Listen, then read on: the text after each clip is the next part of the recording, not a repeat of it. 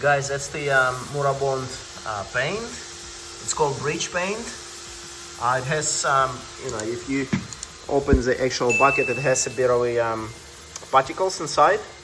So we have beautiful project here in Mosman. It's a beautiful view.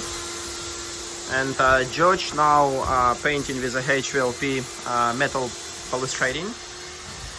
And it's just here, that's the HVLP 9.5. That's the finishes that we are getting. That's the process.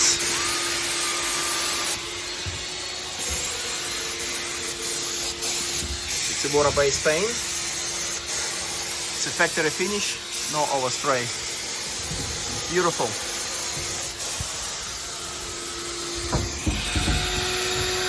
HVLP from Graco, and that's the way to go. 100%.